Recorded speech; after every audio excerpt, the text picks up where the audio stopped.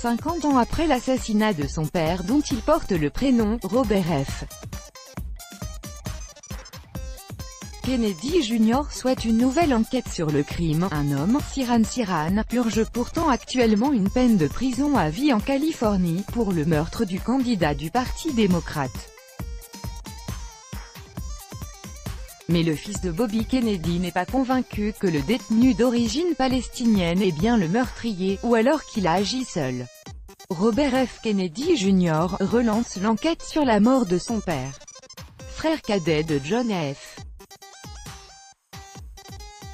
Kennedy, président des États-Unis assassiné le 22 novembre 1963 à Dallas. Bobby Kennedy a connu un même destin tragique moins de 5 ans plus tard.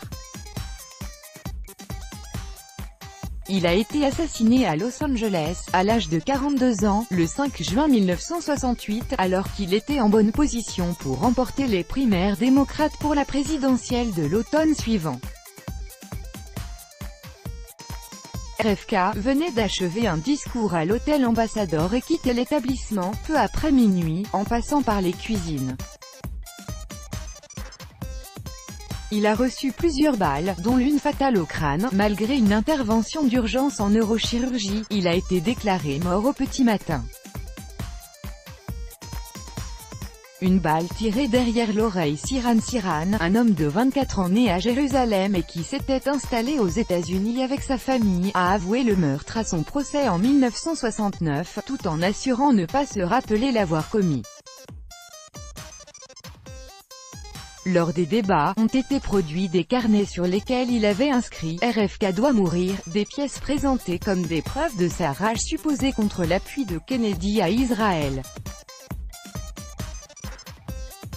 Sirhan Sirhan avait été arrêté dans les cuisines de l'Ambassador, un calibre 22 en main.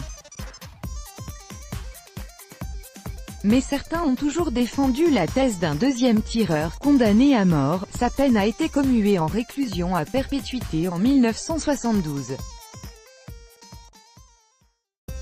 Parmi les points troublants figure le fait que l'ex-ministre de la Justice et ancien sénateur de New York a été touché par une balle tirée à bout portant derrière l'oreille droite, alors que Sirhan Sirhan était censé lui faire face. Et, selon un expert en acoustique, 13 coups de feu ont été tirés, mais l'arme de Sirhan n'avait une capacité que de 8 cartouches. L'hypothèse du deuxième tireur Robert F.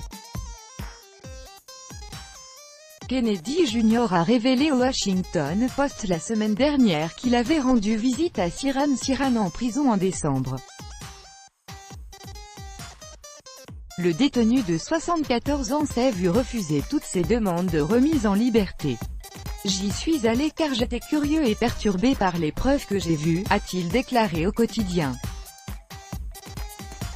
« J'étais troublé à l'idée que la mauvaise personne puisse avoir été condamnée pour le meurtre de mon père », a-t-il ajouté.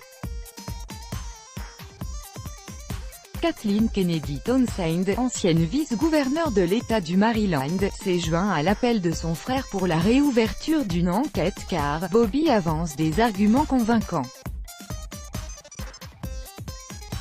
Cette initiative est depuis longtemps défendue par Paul Sherrod, un responsable syndical blessé dans la fusillade en compagnie de 4 autres personnes. « Oui, Sirhan Sirhan m'a bien tiré dessus », a-t-il dit au Washington Post. « Oui, il a atteint 4 autres personnes et a visé Kennedy », a poursuivi l'homme de 93 ans. Mais, l'important est qu'il n'a pas tiré sur Robert Kennedy. Et d'ajouter, pourquoi n'ont-ils pas traqué le deuxième tireur? L'enquête risque de tourner à la bataille familiale. 2 des 11 autres enfants de RFK ont confié au Boston Globe être opposés à la réouverture du dossier, préférant privilégier l'héritage des idéaux défendus par leur père.